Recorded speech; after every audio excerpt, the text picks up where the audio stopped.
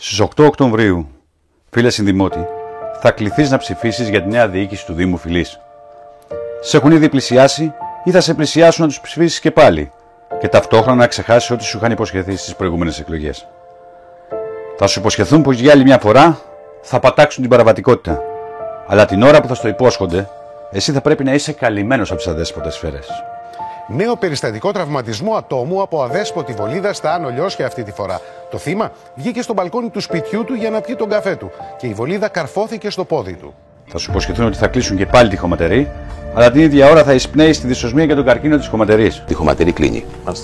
Η χωματερή, και ανοίγουμε το θέμα αυτό, μόλις γεμίσει η δεύτερη φάση. Πιστεύω το καλοκαίρι, την άνοιξη του 19, έχει κλείσει. Έχει κλείσει. Δηλαδή αυτό το ποτήρι δεν μπορεί να πάρει άλλο νερό.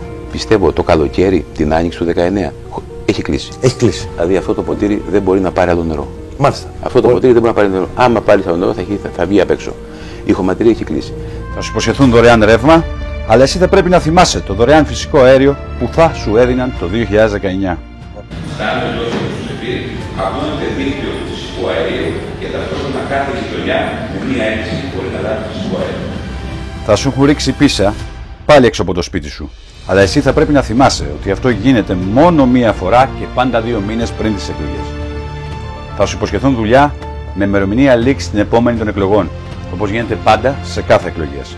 Όπως και να έχει με τη διαδικασία του Υπουργείου Εργασίας, εμείς χρειαζόμαστε εργαζομένους και έχουμε απόφαση Δημοτικού Συμβουλίου να τους κρατήσουμε ακόμα για 1 χρόνο.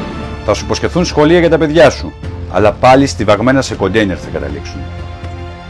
Θα σου υποσχεθούν πολιτισμό, αλλά εσύ θα πρέπει να θυμάσαι ότι ο πολιτισμός για αυτούς είναι μόνο ότι θεωρούν αυτοί πολιτισμό.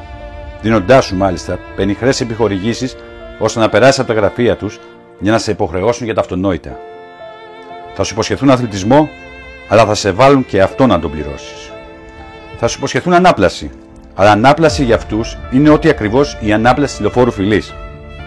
Θα σου υποσχεθούν οικονομική διαφάνεια στα ταμεία του Δήμου, αλλά εσύ θα βλέπεις την ίδια ώρα την αλόγιστη κατασπατάληση χρημάτων στις απευθείας αναθέσεις. Θα σου υποσχεθούν ασφάλεια και πολιτική προστασία, φωτογραφιζόμενοι μάλιστα στον τοπικό τύπο για την ετοιμότητά τους, αλλά λίγες ώρες μετά θα βλέπεις γύρω σου μόνο στάχτη.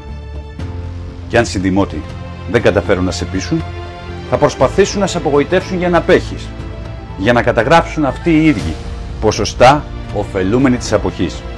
Στις 8 Οκτωβρίου, φίλε συνδημότη, θα κληθούμε να ψηφίσουμε.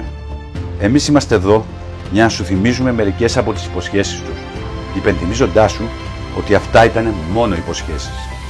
Εμείς αλλάζουμε. Τώρα είναι η δική σου σειρά, η δική σου ώρα.